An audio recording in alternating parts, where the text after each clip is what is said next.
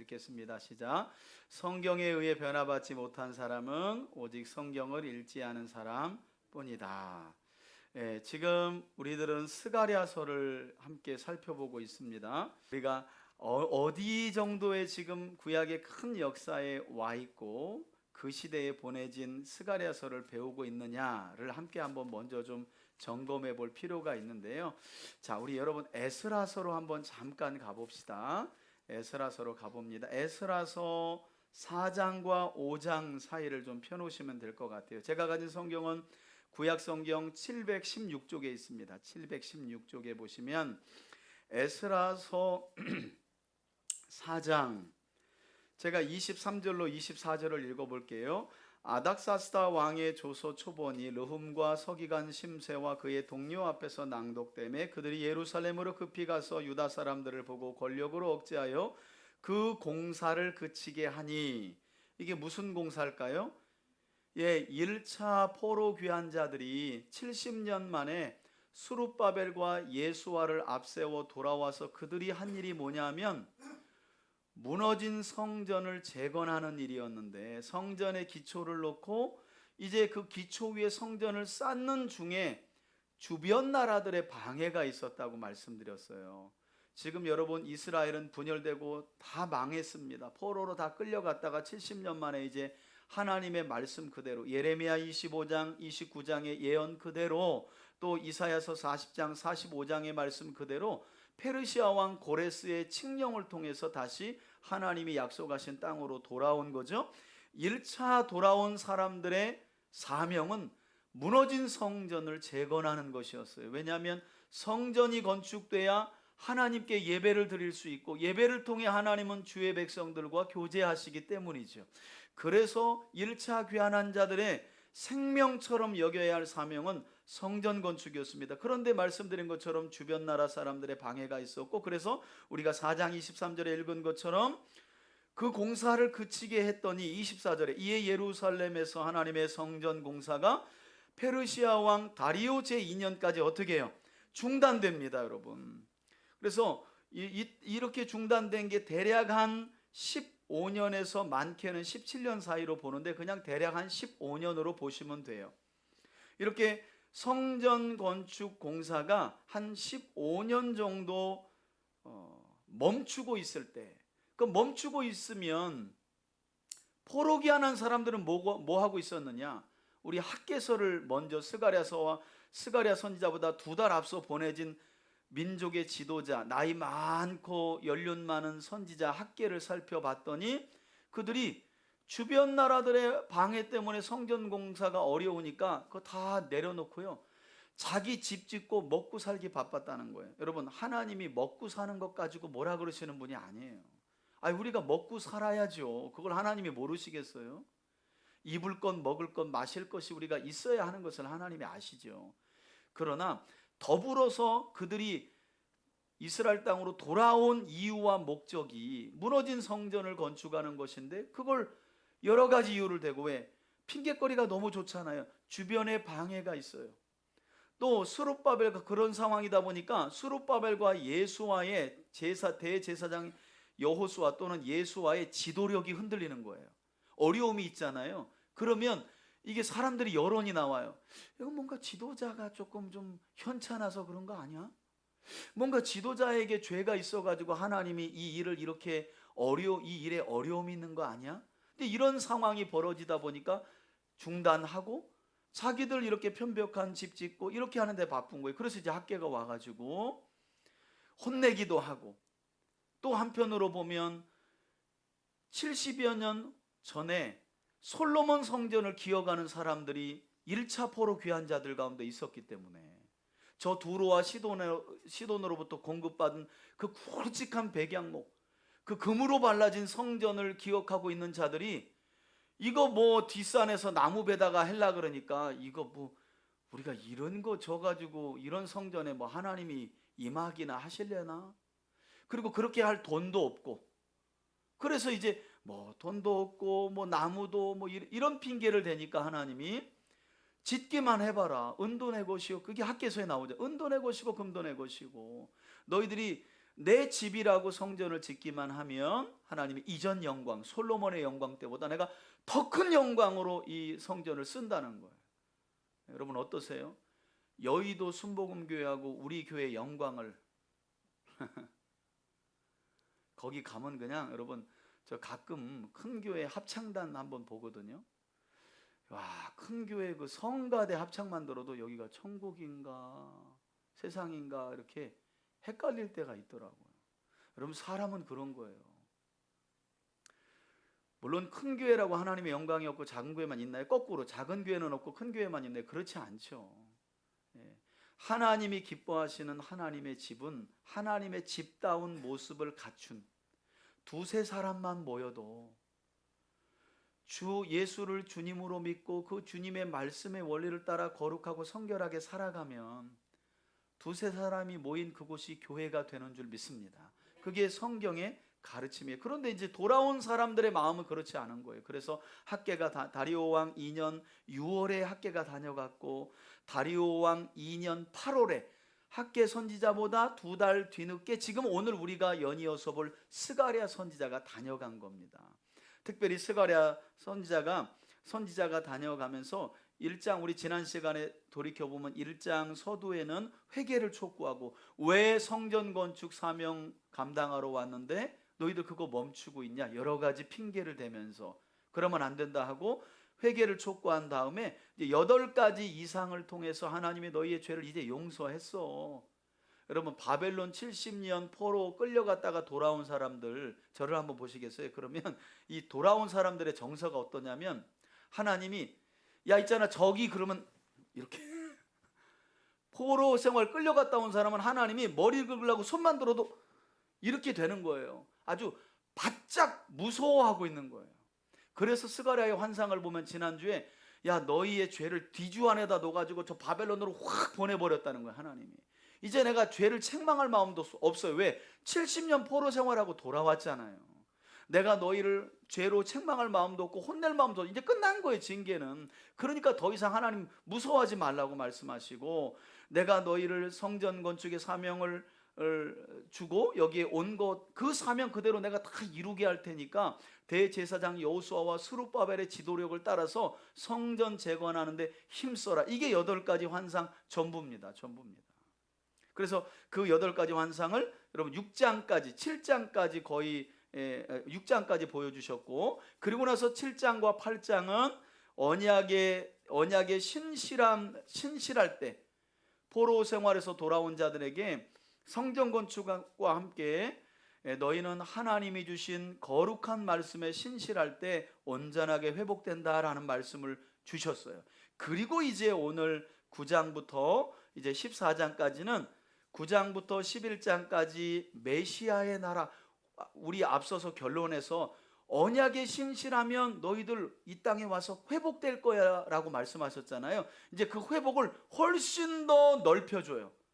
메시아를 통해 회복될 하나님의 나라를 9장부터 11장까지 먼저 전반부에 보여주고 그 다음에 12장부터 14장까지 메시아의 나라를 후반부로 또 한번 보여줍니다. 이게 이제 우리 남은 내용 살펴볼 내용이에요. 여러분 그렇게 하고 이 학개와 스가랴가 에스라서 5장에 보면 5장 1절에 선지자들 곧 학개와 이또의 손자 스가랴가 예루살렘 주민들에게 하나님의 말씀을 전했더니 이제 성전 건축이 재개가 됐다라는 말씀이 에스라에서 있는 겁니다. 이렇게 이제 스가랴가 이런 목적으로 다녀갔던 것입니다. 우리 그래서 역사의 한복판에서 스가랴가 어떤 역할을 한 사람인지 좀 살펴봤고요. 이제 스가랴서로 다시 오셔가지고 성경 스가랴서로 오셔서 여러분 9장을 한번 펴 놓으시기 바랍니다. 9장. 자, 앞에 보시면 9장부터는 미래 메시아의 왕국에 대한 내용이에요. 여러분 잊어버리면 안 돼요. 핵심적인 내용이 보세요. 1장부터 14장까지 중에 7장에서 8장 한복판에 주제가 있는데 주제가 뭐냐면 돌아온다고 끝나는 게 아니에요. 여러분 왜 포로로 끌려갔어요? 하나님이 주신 언약에 신실하지 않았다는 거예요. 그래서 끌려간 거예요. 그리고 70년 징계받고 돌아왔어요. 그럼 하나님이 무슨 얘기 하실까요?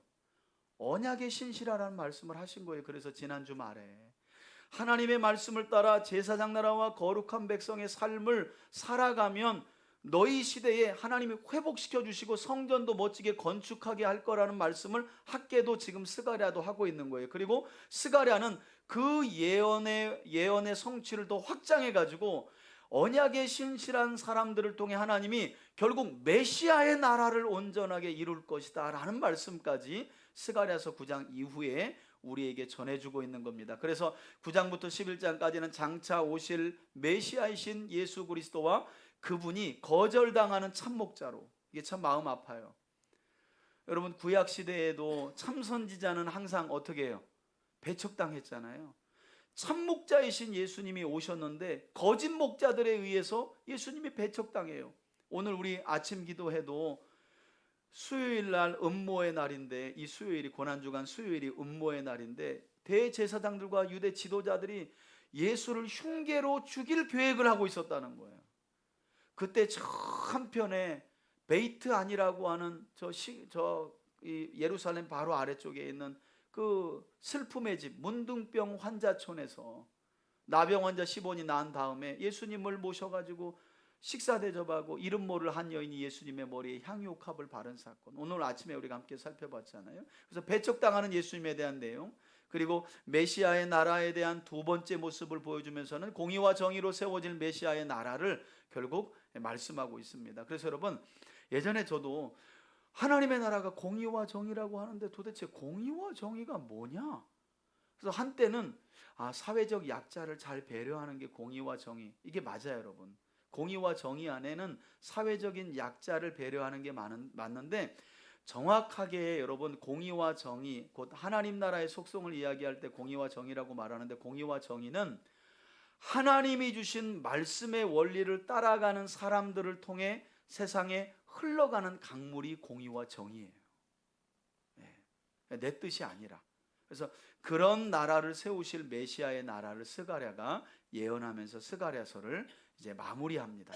그래서 앞에 보시면 이제 그림이 나오죠. 메시아의 나라에 대한 모습을 일부로 9장에서 11장까지 보여주시는데, 장차 오실 왕으로, 그래서 여러분 유일하게 스가랴서에 보면 예수님에 대한 예언이 또 이렇게 나귀 타고 오신다는 예언은 선지자 중에 스가랴가 유일하게 하고 있거든요. 뿐만 아니라 참목자로 오셨는데, 그러나 그 목자는 어떻게 거절받는다.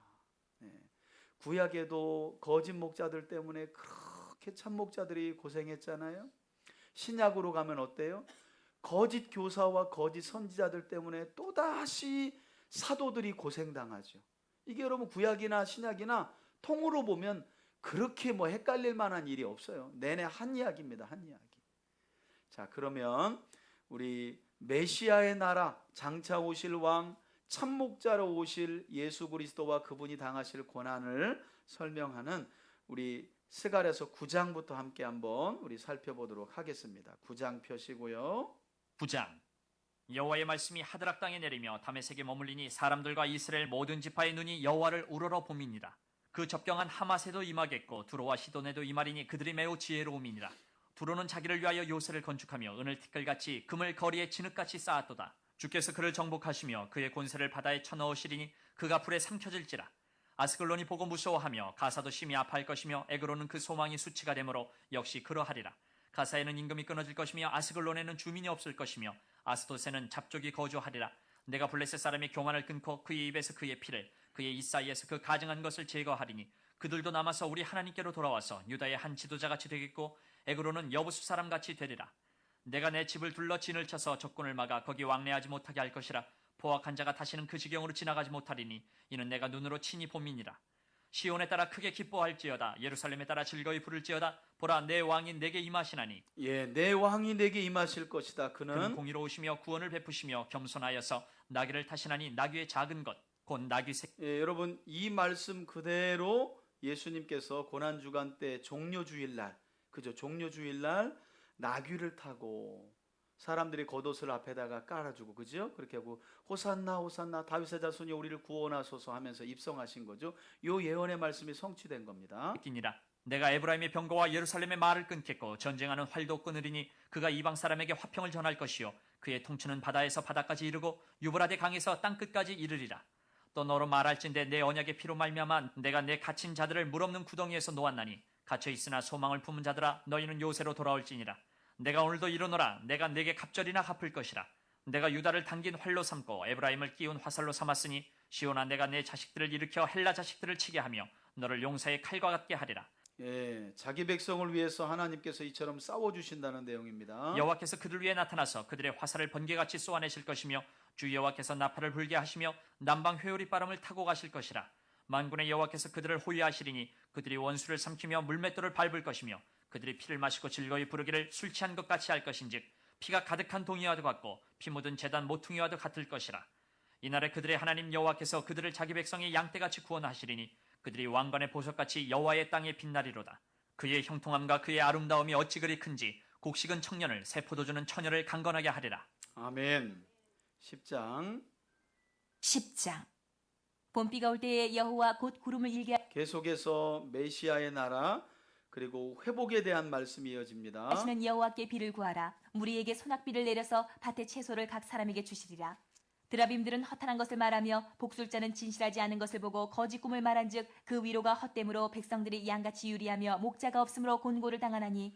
여기 목자가 없다. 우리 에스겔서 34장에도 이스라엘을 가리켜 하나님이 목자 없는 양이다. 여러분 목자가 없는 게 아니라 목자가 너무 많았죠. 다만 다 거짓 목자였죠. 그래서 하나님 뭐라고 하시냐면 이제 내가 내 백성의 목자가 되어 주실 것이다 라는 말씀을 하셨는데 그 말씀의 예언이 누구를 통해 완성되냐면 예수 그리스도를 통해서 참 목자 되신 예수님이 오셔서 이스라엘의 목자라고 말씀하셨잖아요. 더 들어보겠습니다.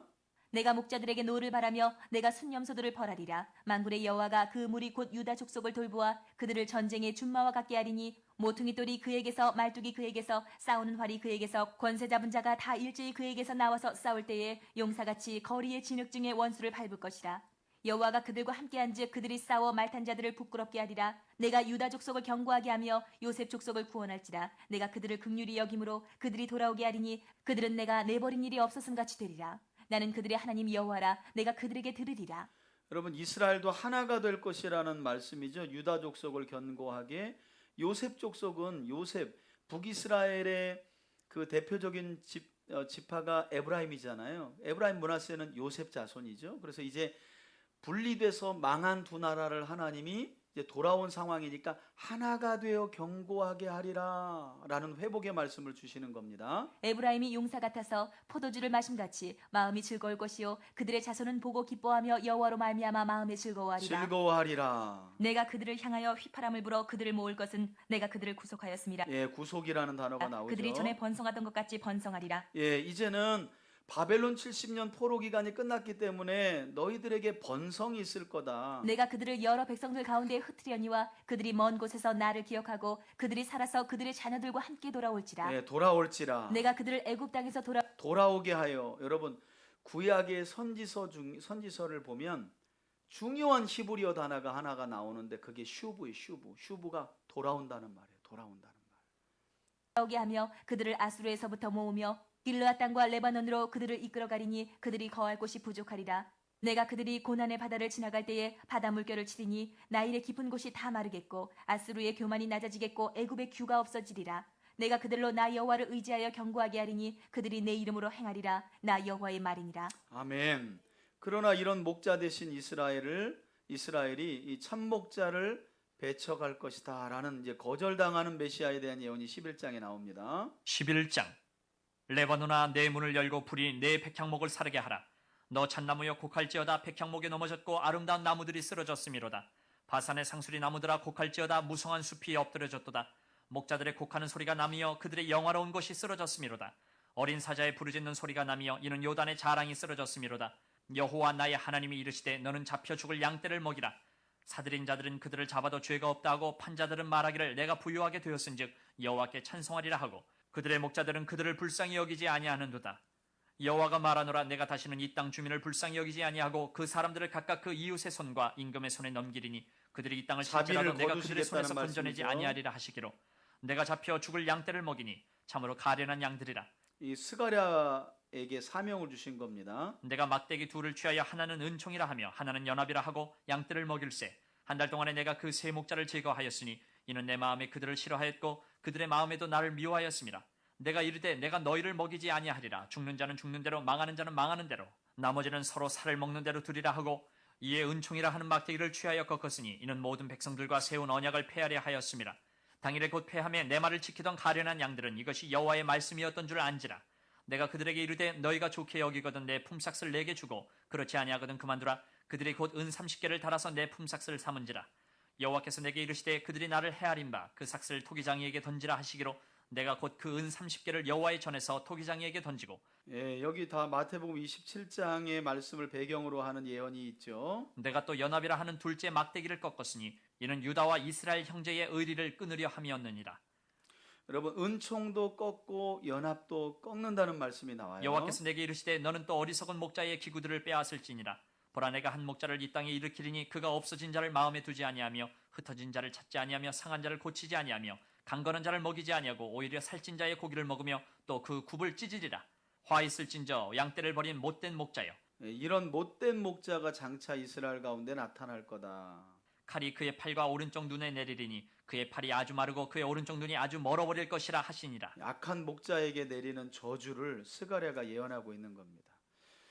자, 이렇게 해서 여러분 9장부터 11장까지는 장차 오실 왕이신 메시아를 통해 회복될 나라, 그러나 그 메시아가 참목자로 왔는데 그 참목자를 배척하고 거절하는 이스라엘의 모습에 대한 예언이 기록되어 있습니다. 12장 보시면 메시아의 나라 두 번째 모습이 펼쳐지는데요. 그 전에 여러분 앞에 좀 보시면 여기 앞에 보시면 메시아의 나라 두 번째 모습이 12장부터 14장까지 이어져요. 여기 보시면 공의로 열방의 악을 대적하시고 불순종하는 주의 백성들에게 회개의 영을 부으셔서 애통하게 하시는 모습이 나오고요. 그리고 민족들이 새 예루살렘으로 모이고 생명수가 그곳으로부터 흘러나와 에스겔서 환상하고 좀 비슷하죠. 40장 이후에 모든 피조물을 치유하며 말방울에게까지 여호와께 성결이다라고 기록된다. 그러니까 스가랴가 마지막으로 본 환상은 모든 민족들이 어쨌든 다 굴복하는 거예요. 그러니까 여러분 모든 민족들이 다 굴복한다는 말이 다 예수 믿고 천국 간다는 말이 아니라 결국 하나님에 의해서 제압된다는 거예요. 제압. 그리고 하나님은 신실한 하나님의 사람들의 말방울에게까지도 여호와께 성결이라는 패를, 여러분 구약 시대에는 누구에 관해만 여호와께 성결이라고 쓰였나요? 제사장, 대제사장의 여기 이 머리에 관해만 여기에 여호와께 성결이라고 쓰였어요. 그런데 이제는 메시아를 통해 회복되는 나라가 되면 특별한 지위와 신분을 가진 사람만 여호와께 성결이라는 주의를 갖는 게 아니라 예수 그리스도를 믿는 모든 사람들에게까지 하나님은 여호와께 성결이다라고 하는, 이게 이제 베드로가 말한 왕 같은 족속이고 제사장, 왕 같은 제사장, 이게 이제 제사장이 된다는 말이죠. 그런 예언의 성취를 후반부에 예언하고 있습니다. 자, 그러면 우리 12장부터 함께 보도록 하겠습니다. 12장 이스라엘에 관한 여호와의 경고의 말씀이라. 여호와 곧 하늘을 펴시며 땅에 터를 세우시며 사람 안에 심령을 지으신 이가 이르시되 보라 내가 예루살렘으로 그 사면 모든 민족에게 취하게 하는 잔이 되게 할 것이라. 예루살렘이 에워싸일 때에 유다에까지 이르리라. 그날에는 내가 예루살렘을 모든 민족에게 무거운 돌이 되게 하리니 그것을 드는 모든 자는 크게 상할 것이라. 천하 만국이 그것을 치려고 모이리라. 여호와가 말하노라. 그날에 내가 모든 말을 쳐서 놀라게 하며 그 탄자를 쳐서 미치게 하되 유다 족속은 내가 돌보고 모든 민족의 말을 쳐서 눈이 멀게 하리니 유다의 우두머리들이 마음속에 이르기를 예루살렘 주민이 그들의 하나님 만군의 여호와로 말미암아 힘을 얻었다 할지라. 그날에 내가 유다 지도자들을 나무 가운데에 화로 같게 하며 곡식단 사이에 횃불 같게 하리니 그들이 그 좌우에 에워싼 모든 민족들을 불사를 것이요 예루살렘 사람들은 다시 그 본 곳 예루살렘에 살게 되리라. 여호와가 먼저 유다 장막을 구원하리니 이는 다윗의 집의 영광과 예루살렘 주민의 영광이 유다보다 더하지 못하게 하려 함이니라. 그날에 여호와가 예루살렘 주민을 보호하리니 그 중에 약한 자가 그날에는 다윗 같겠고 다윗의 족속은 하나님 같고 무리 앞에 있는 여호와의 사자 같을 것이라. 예루살렘을 치러 오는 이방 나라들을 그날에 내가 멸하기를 힘쓰리라. 예, 이렇게 전쟁을 통한 정결, 그래서 하나님 나라의 온전한 회복에 대한 예언을 지금 하고 있는 겁니다. 10절. 내가 다윗의 집과 예루살렘 주민에게 은총과 강구하는 심령을 부어주리니 그들이 그 찌른 바 그를 바라보고 그를 위하여 애통하기를 독자를 위하여 애통하듯 하며 그를 위하여 통곡하기를 장자를 위하여 통곡하듯 하리로다. 그날에 예루살렘에 큰 애통이 있으리니 무기또 골짜기 하다드 림몬에 있던 애통과 같을 것이라. 온 땅 각 족속이 따로 애통하되 다윗의 족속이 따로 하고 그들의 아내들이 따로 하며 나단의 족속이 따로 하고 그들의 아내들이 따로 하며 레위의 족속이 따로 하고 그들의 아내들이 따로 하며 시므이의 족속이 따로 하고 그들의 아내들이 따로 하며 모든 남은 족속도 각기 따로 하고 그들의 아내들이 따로 하리라. 예, 승리 그리고 나서 있게 되는 슬픔에 대한 말씀이 사실은 13장 1절까지인데요. 13장. 그날에 죄와 더러움을 씻는 셈이 다윗의 족속과 예루살렘 주민을 위하여 열리리라. 예, 여기까지가 원래가 단락에 속하는 거죠. 그리고 이제 13장 2절부터 9절까지는 거짓 선지자와 목자가 제거되는 내용이 나옵니다. 그러니까 여러분 구약의 회복은 결국 거짓 선지자들을 하나님이 심판하시는 걸로 회복이 이루어지죠, 그죠? 그리고 신약도 마찬가지고. 만군의 여호와가 말하노라. 그날에 내가 우상의 이름을 이 땅에서 끊어서 기억도 되지 못하게 할 것이며 거짓 선지자와 더러운 귀신을 이 땅에서 떠나게 할 것이라. 여기 보면 거짓 선지자와 더러운 귀신을 하나로 묶어서 설명하고 있다는 거죠. 사람이 아직도 예언할 것 같으면 그 낳은 부모가 그에게 이르기를 내가 여호와의 이름을 빙자하여 거짓말을 하니 살지 못하리라 하고 낳은 부모가 그가 예언할 때에 칼로 그를 찌르리라. 아, 여러분 아주 무서운 말씀입니다. 누가 예언을 하겠다고 고집을 부리면 거짓 예언하겠다고 고집을 부리면 이런 끔찍한 일이 일어날 거라는 거예요. 그날의 선지자들이 예언할 때에 그 환상을 갖기 부끄러워할 것이며 사람을 속이려고 털옷도 입지 아니할 것이며 말하기를 나는 선지자가 아니요. 털옷을 왜 입어요? 예언자 행세하려고 입는 거죠. 그래서 우리 스바냐서에 보면 그마림이라고 하는 이방인들 제사장들의 가운도 입었다. 유다 제사장들이. 그래서 여러분 큰 교회에 가면 목사님들이 이제는 목사 가운 정도로 만족이 안 되니까 박사 가운 입고 나와가지고 설교하잖아요, 그죠? 박사 가운으로 죽여버리는 거예요, 사람을. 받지나 이 정도야 하고.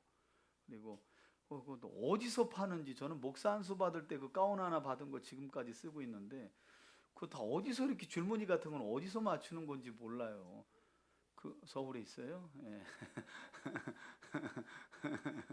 서울에 있겠죠, 뭐.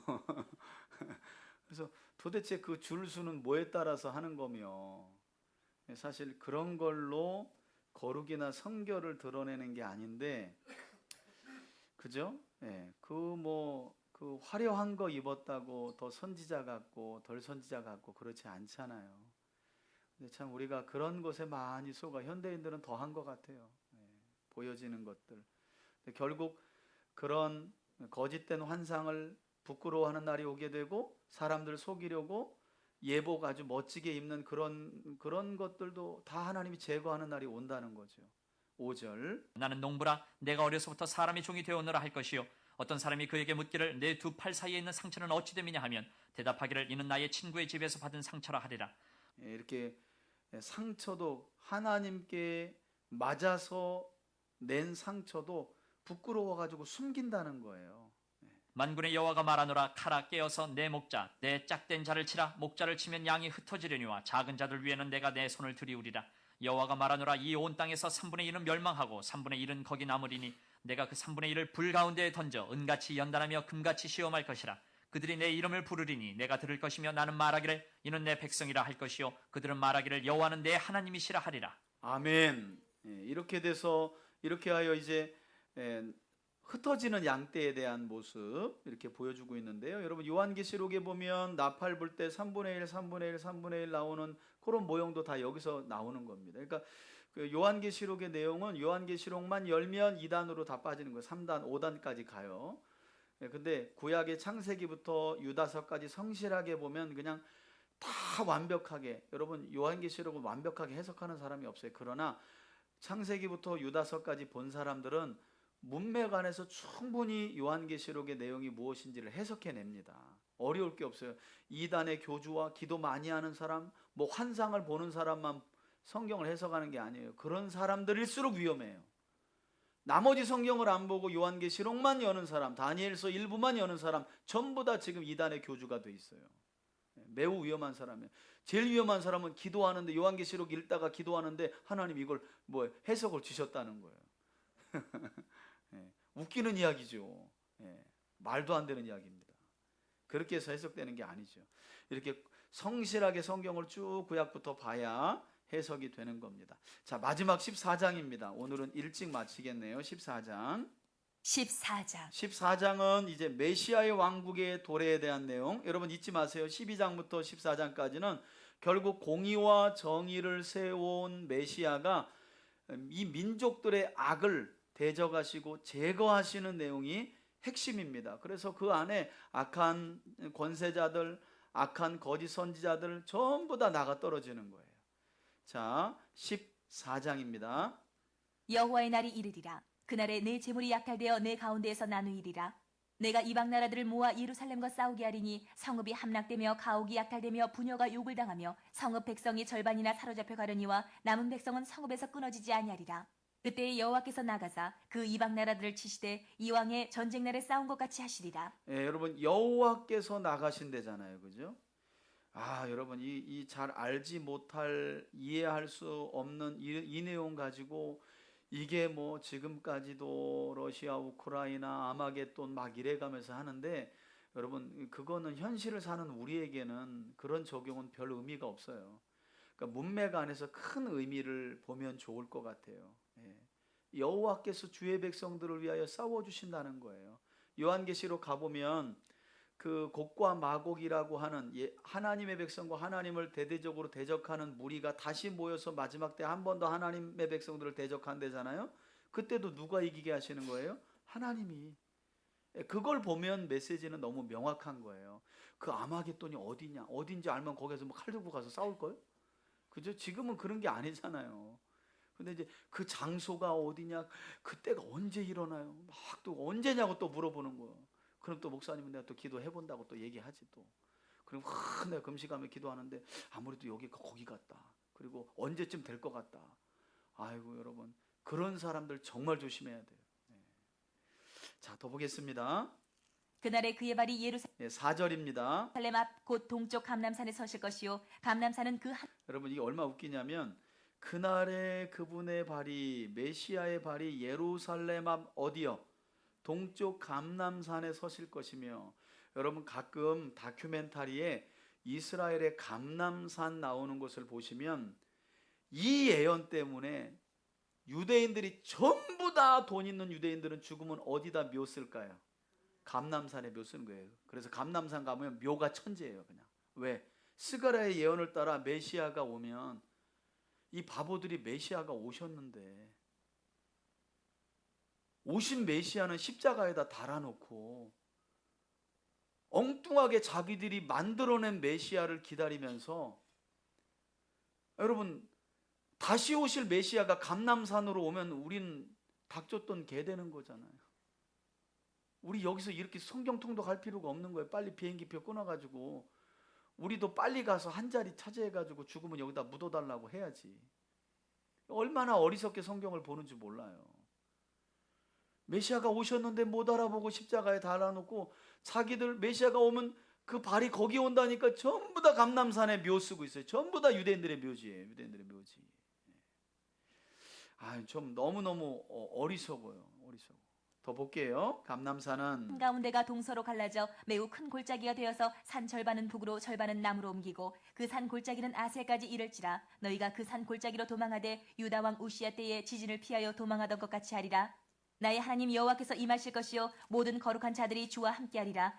예, 그때 큰 지진이 있게 될 텐데 우시야 때 있었던 지진처럼, 이게 그러니까 우시야 때, 여러분 유다 왕 우시야 때 이사야서 6장에 보면 이사야가 소명을 받던 때가 우시야가 죽던 때잖아요. 그죠? 그래서 그 우시야인데 그 우시야가 교만해가지고 제사장직까지 행하려고 성전에 들어갔다가 이마에 문둥병이 도자가지고 제사장들이 깜짝 놀라가지고 우시야를 끄집어내고, 그때부터 이제 별채로 가가지고 섭정을 했던 사람이 우시야거든요. 그게 그 예언이 어떻게 이루어지냐면 아모스가 지진이 일어나기 2년 전 북이스라엘에 하나님의 말씀을 선포하며 경고했잖아요. 경고한 대로 북이스라엘이 회개 안 하죠. 그래서 실제로 지진이 와서 이스라엘 땅 전체를 흔들어요. 그 지진이 일어나는 당일날 우시아가 간이 배 밖에 나와서 성전에 들어가서 제사장 저리 비켜, 내가 제사 드릴 거야 하고 들어가는데 지진이 일어나서 성벽이 갈라져 가지고 갈라진 성벽 이 사이로 빛이 우시아의 이마에 쬐는데 그 쬐 이마로부터 나병이 돋기 시작했다고 요세푸스의 역사책에 보면 그 기록이 아주 자세하게 기록이 되어 있어요. 그때 그 지진이 얼마나 컸냐 하면 우리로 말하면 14km 산이 떠밀려가요. 우리 있던 여기 뒤에 있는 우리 동네에 있는 산이 14km를 떠내려갈 만큼 큰 지진이 실제로 일어나요. 그러니까 아모스의 예언이 뭐 이렇게 뭐 진도 매세 이렇게 진동 매세 이렇게 잠깐 흔들리고 마는 그런 지진이 아니었어요. 그러니까 스가랴 때까지 너희들 우시아 때 지진하면 우리는 몰라도 왜 안 당했으니까 이스라엘은 너무너무 잘 알아요. 너무너무. 여러분 얼마 전에도 지진이 있었죠? 저는 그거 기억하는 게 저 아프리카에 그 진흙 먹는 나라 있어요. 진흙 쿠키. 실제로 아이들이 진흙을 구워가지고 진흙을 과자로 시장에서 팔아. 실제로 거기가 어디였는지 아무튼 어디인지 생각나시는 분 있어요? 아무튼 제가 오래된 이야기인데 거기에 지진이 임해가지고 그냥 완전히 나라가 초토화된 상황을 봤는데 우시아 때 일어났던 지진이 그만큼 강력했다는 거예요. 산이 14km를 떠 내려갈 만큼 그런 지진이 또 있게 될 거라는 거죠. 자, 6절 봅니다. 그날에는 빛이 없겠고 광명한 것들이 떠날 것이라. 여호와께서 아시는 한 날이 있으리니 낮도 아니요 밤도 아니라 어두워갈 때에 빛이 있으리로다. 그날에 생수가 예루살렘에서 솟아나서 절반은 동해로 절반은 서해로 오를 것이라. 생수가 예루살렘으로부터 여름에도 흘러나서 겨울에도 그러하리라. 여호와께서 천하의 왕이 되시리. 여기 나오죠. 여호와께서 이제 천하의 왕이 되시리니 그날에는 여호와께서 홀로 한 분이실 것이요 그의 이름이 홀로 하나이실 것이라. 홀로 한 분, 홀로 하나. 이게 너무 중요합니다, 여러분. 홀로 한 분, 홀로 하나가 될 것이다. 온 땅이 아라바같이 되되 게바에서 예루살렘 남쪽 림몬까지 이를 것이며 예루살렘이 높이 들려 그 본초에 있으리니 베냐민 문에서부터 예루살렘이 높이 천문자리와 들려 성모퉁이 문까지 또 하나넬 망대에서부터 왕의 포도주 짜는 곳까지라. 사람이 그 가운데에 살며 다시는 저주가 있지 아니하리니 예루살렘이 평안히 서리로다. 여러분 이 말씀을 문자적으로 그대로 가져오는 사람들이 지금 제3의 물결 해가지고 예루살렘의 성전을 지어야 된다고 우기는 이상한 사람들인 거예요. 여러분 이사야서 2장과 미가서 4장을 보면 오라 우리가 여호와의 산에 올라 하나님의 전에 이르자. 그리고 무기를 다 내려놓고 농기계로 만들고 하나님의 말씀을 배워 우리도 하나님의 백성처럼 복을 누리며 살자라고 이방인들이 오잖아요. 그게 문자적인 예루살렘이 아닙니다. 여러분 이 시대에 하나님의 생수와도 같은 말씀은 이스라엘 땅의 예루살렘에서 나옵니까? 교회에서 나옵니까? 당연한 거 아니에요? 그러면 이사야가 2장이 예언하는 시온, 예루살렘 말씀이 율법이 예루살렘에서 나온다는 여러분 지금 말씀이 예루살렘에서 나와요? 아니죠. 지금 말씀 곧 율법인 말씀은 하나님의 몸된 교회로부터 나오는 줄 믿습니다. 그러면 그 예언은 교회를 의미하는 거예요. 교회를 말하고 있는 거예요.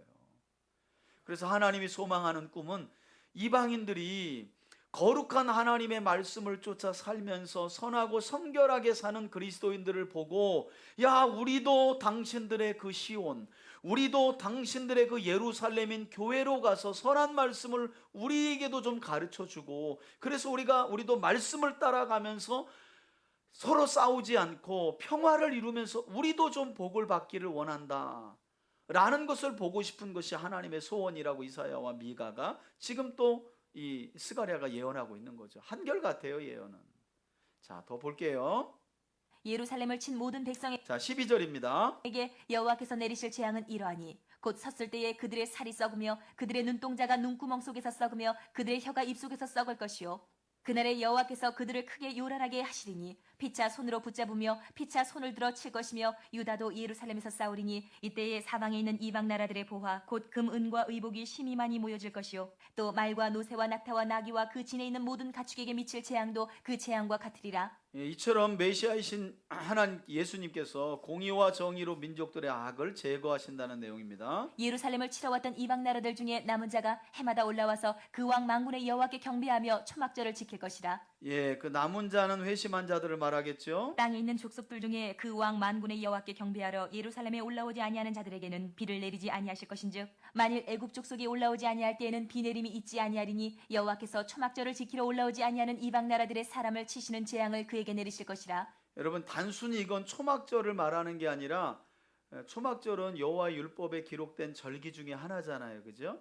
그러니까 하나님의 말씀을 따라 준행하지 않는 이방인들은 곧 하나님을 경외하지 않는 자들이니까 하나님이 그 마지막 때에 제거하시겠다는 내용이 되는 거예요.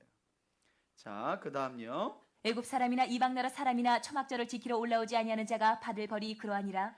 여러분 절기를 보면 절기는 이렇게 이스라엘의 절기는 나팔절로 시작해 가지고 속죄일하고 쭉 끝이 초막절입니다. 초막절, 우리로 말하면 송구영신 예배, 이게 구약의 절기로 보면 초막절인 거예요. 초막절. 그래서 예수 그리스도의 재림의 날이 우리에게는 구약의 절기로 보면 초막절입니다. 초막절. 유대인들은 지금도 초막절이 되면 집에서 나와서, 자가가 있는 사람은 집에서 나와 가지고 마당에다가 텐트를 치고 초막 안으로 들어가 가지고 광야 40년 동안 이스라엘과 동고동락하며 자기들의 갈 길을 앞서 인도하셨던 그 하나님을 기다려요. 우리하고 신앙이 좀 다르지만 사실은 우리가 학수고대하는 예수 그리스도의 재림은 절기로 보면 초막절을 우리가 기대하는 거죠. 그리스도와 함께 그 초막으로 들어가서 영원히 함께 거할 그날. 자, 보겠습니다. 그날에는 말 방울에까지 여호와께 성결이라 기록될 것이다. 거룩의 확장이죠. 이제는 이스라엘 안에 하나님의 거룩이 머무는 게 아니라 열방을 넘어서 가축의 말방울에게까지도 여호와께 성결이라고 기록될 것이다. 그러니까 그만큼 이제 마지막 때 메시아의 나라가 되면 모든 곳이 거룩하게 회복된다는 거예요. 거룩하게. 여호와의 전에 있는 모든 솥이 제단 앞 주발과 다름이 없을 것이니 예루살렘과 유다의 모든 솥이 만군의 여호와의 성물이 될 것인즉 제사 드리는 자가 와서 이 솥을 가져다가 그것으로 고기를 삶으리라. 그날에는 만군의 여호와의 전에 가나안 사람이 다시 있지 아니하리라. 아멘. 예, 대표적으로 하나님을 믿지 않는 자들을 말하는 가나안 사람들이 그 안에 낄 수 없을 것이다라는 말씀을 하고 있습니다. 자, 이렇게 해서 스가랴서 후반부인 메시아의 나라 전편, 메시아의 나라 후편으로 해서 전체 9장에서 14장까지의 말씀을 마쳤고요. 여기 앞에 보시면 요거 하나만 좀 확인하고 우리 기도할까요? 여기 보시면 여러분 스가랴서의 메시아 예언과 성취된 말씀을 이렇게 연결해 놨어요. 여기 보면 여호와의 전 건축이 되는 게 요한복음 2장, 나귀 타고 입상하는 거, 뭐 이제 이 마태복음 21장은 종려주일 시작에 바로 성취됐죠, 그죠? 은 30에 팔리는 거 역시 가룟 유다를 통해 성취되고 은 30 토기덩이도 마찬가지고요. 그리고 찔리게 된다라는 내용도 성취, 예루살렘 거민의 회개도 사도행전 2장에서 성취. 스가랴에 이렇게 많은 예언들이 신약에 이렇게 성취되었다고 언급하고 있어요. 그러니까 여러분 구약에서 제일 많이 언급되는 선지서 하면 이사야서인데요. 이 14장밖에 안 되는 선지서이지만 신약에 이처럼 스가랴의 예언이 완성됐다는 말씀을 많이 하고 있다는 것을 우리가 기억할 필요가 있어요. 그래서 여러분 이렇게 보면 스가랴서는 이제 환상을 통한 얘기도 많고 뭔가 시가체인 일반 체가 아니라 시가체로 이렇게 기록되어 있기 때문에 어렵기도 한데 다른 것보다도 여러분들이 좀 요 스가랴서를 볼 때는 세번역이나 쉬운 성경을 좀 참고해서 보시면 많은 경우 의역이 돼 있으니까 훨씬 더 쉬워요. 여러분 의역이 원문의 직역과는 조금 차이가 있지만 아예 직역을 읽고 모르는 것보다는 의역된 쉬운 성경이나 개역개정을 여러분들이 읽고 전체 흐름을 보시는 게 이해하는 게 진짜 유익합니다. 그래서 그렇게 좀 여러분들에게 권해 드리고 싶습니다. 잠시 기도 드리도록 하겠습니다. 우리 앞에 보시면 첫 번째 기도 제목이 나오죠. 첫 번째 기도 제목입니다. 하나님은 스가랴 선지자를 통해 구원을 베푸실 메시아가 겸손의 왕과 참목자로 오셔서 하나님 나라를 회복시키실 것이라고 말씀하셨습니다. 우리 시간 기도할 때 하나님 겸손의 왕과 참목자로 오신 예수 그리스도를 세상을 구원하는 주인 곧 구세주로 믿고 예수 그리스도를 통해 우리 안에 임한 하나님의 나라를 확장시켜 나아가는 우리가 되게 해달라고. 여러분, 많은 경우 우리가 살아가다 보면 예수를 믿는 것도 내 안에 갇혀 있고 예수를 통해 임한 하나님의 나라도 도무지 내 밖으로 넘쳐서 세상으로 가지 못하는 삶이 얼마나 많은지 몰라요. 여러분, 하나님 나라가 그렇게 작지 않습니다. 하나님의 나라가 그렇게 힘이 없지 않습니다. 우리가 주의 말씀을 따라 살아가면 우리 안에 임한 하나님의 나라는 우리 가정을 넘어 우리 이웃들에게까지 세상에게까지 세상 저 넓은 곳까지 확장되게 될 줄 믿습니다. 우리 이 시간 주여 한번 불러가면서 앞에 기도 제목 띄워놓을 테니까 보시면서 기도하시면 좋겠습니다. 우리 함께 주여 한번 부르고 기도합니다. 주여, 살아계신 아버지 하나님,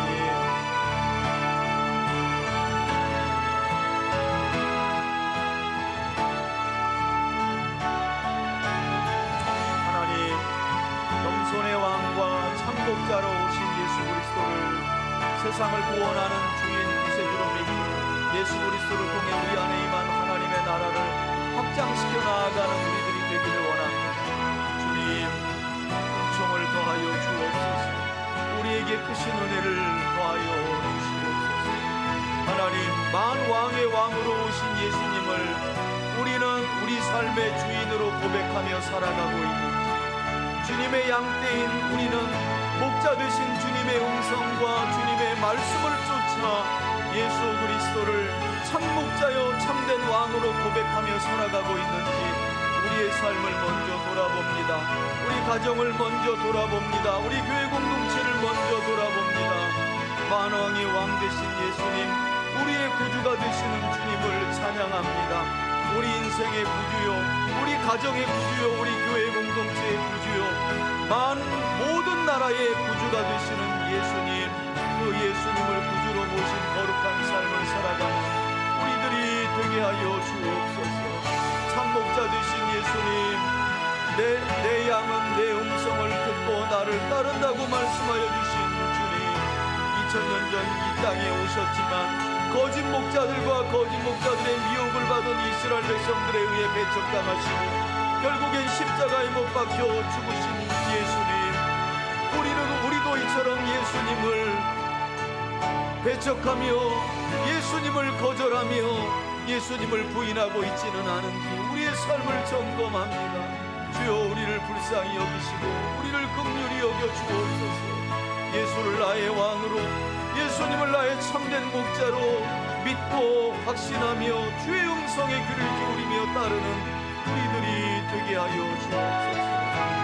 주여, 나는 양의 목자라 양을 위하여 목숨을 버리러 오셨다고 우리의 참목자가 되시는 예수님 말씀하셨습니다. 참목자가 되시는 예수님 한 분만 바라보며 살게 하여 주시고 주님 말씀만 따르며 귀 기울이며 순종하며 살아가는 우리들이 되게 하여 주옵소서. 그리하여 우리 안에 임한 하나님의 나라를 우리의 가정을 넘어 세상 가운데 확장시켜 나아갈 수 있도록 역사하여 주옵소서. 우리 성도들을 사용하여 주시고 우리 성도들의 가정과 우리 교회 공동체가 이 일에 이와 같이 하나님의 나라를 확장하는 그 일에 쓰임받게 하옵소서. 쓰임받게 하옵소서. 주님, 우리를 통해 우리 안에 임한 하나님의 나라가 우리와 우리 가정을 넘어 세상 가운데 확장되게 하옵소서. 확장되게 하여 주시옵소서. 오 하나님, 도와주옵소서. 오 하나님, 긍휼과 자비를 베풀어 주옵소서. 아멘, 아멘, 아멘.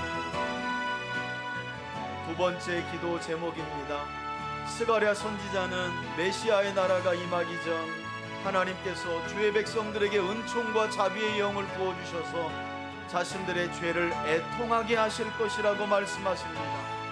그리고 예수님은 오셔서 애통하는 자가 복이 있다고 말씀하셨습니다. 우리 시간 기도할 때 하나님 은총과 자비의 영이신 성령의 충만한 은혜로 다시 한번 우리의 죄를 깨닫게 하시고 회개하고 돌이키며 하나님 나라를 바라보고 애통하는 자의 삶을 우리가 살아갈 수 있도록 그런 우리 가정과 교회가 되게 해달라고 우리 주여 한번 부르며 기도합니다.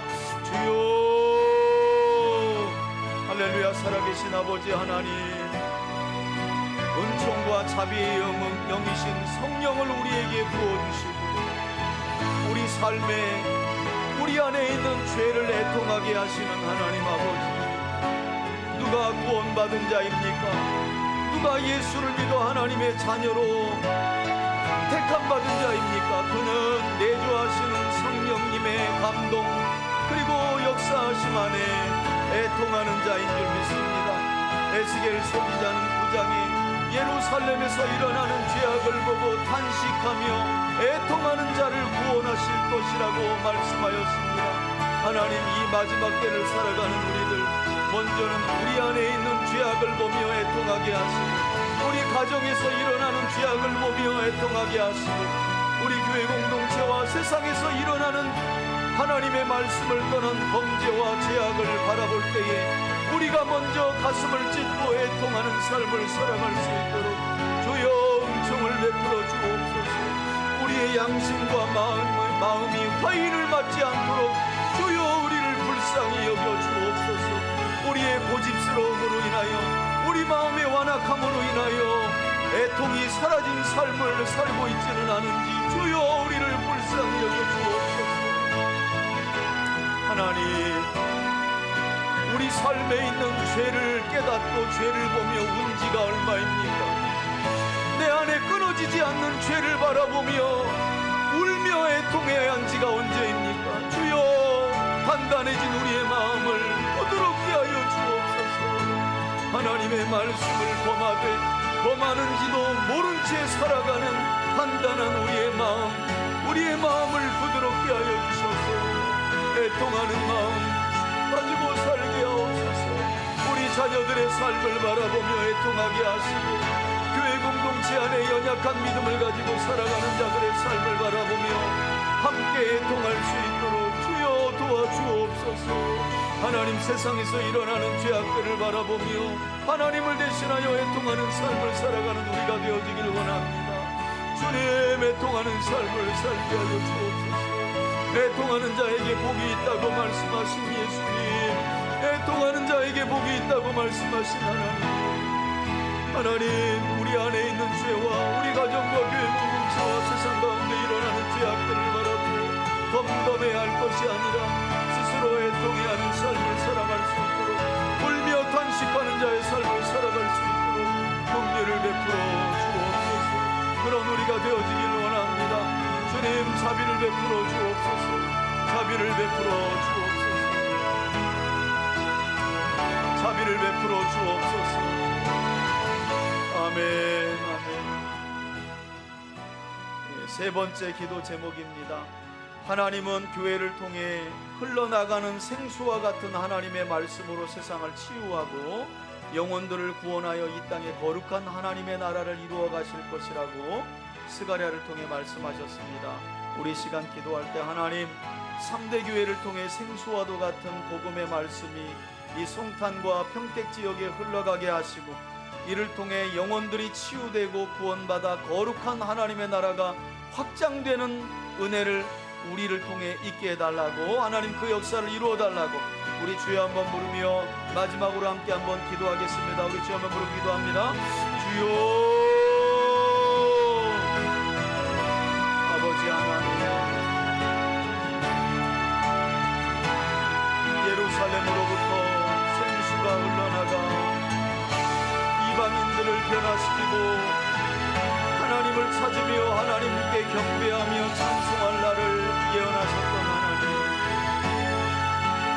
말씀이 있는 교회를 통하여 세상 가운데 생수를 흘려보내시고 생수와도 같은 말씀을 교회들로부터 흘려보내 죽어가는 영혼들을 구원하며 하나님의 나라를 완성케 하실 것이라고 말씀하신 아버지 하나님, 말씀하신 아버지 하나님, 이 평택 지역에 있는 모든 교회들을 주께서 불쌍히 여겨 주옵소서.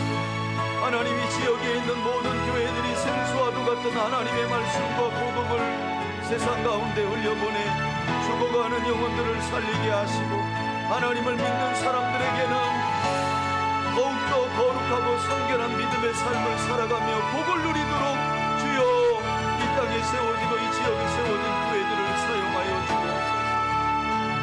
하나님 아버지, 특별히 우리 선대교회를 기억하여 주시고 진리의 말씀이 선대에서 천대까지 전수되게 하시고 생수와도 같은 말씀이 우리 교회를 통하여 흘러나가 주님, 죽은 영혼 살아나게 하시고 실족한 영혼 믿음 회복하게 하시고 방황하는 영혼 하나님을 만나게 도와주시고 삶의 어려움과 고난과 질병으로 고통 중에 있는 영혼들은 하나님이 베풀어 주시는 놀라운 구원의 은혜를 받아 누릴 수 있도록 역사하여 주옵소서. 오 하나님 도와주옵소서. 하나님, 우리 교회를 사용하여 주옵소서. 생수와도 같은 말씀으로 죽어가는 영혼들을 살릴 수 있도록 인도하여 주옵소서. 오 주님, 하나님, 2025년 하나님의 능력을 고비하는 우리 성도들로 세워지게 하옵소서. 고난주간이 맞춰지면 돌아오는 주일날 성리주일로 저희들이 하나님을 예배합니다. 학습에 임하고 세례를 받으며 입교를 앞두고 있는 귀한 심령들 8분 한 분 한 분 기억하여 주셔서 성령의 충만함으로 기름 부어주시고, 하나님 성찬과 이제 세례를 통하여 하나님이 부어주시는 크신 은혜가 성례주일 예배의 시간 안에 충만하게 임재할 수 있도록 주여 은총을 베풀어 주옵소서.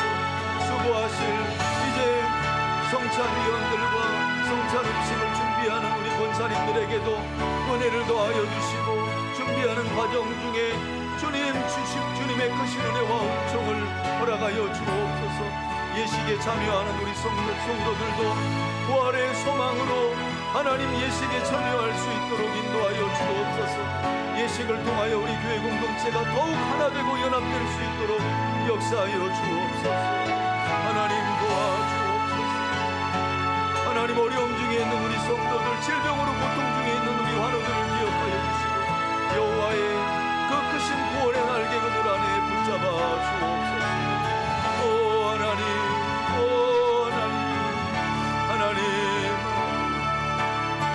하나님 함께하여 주옵소서.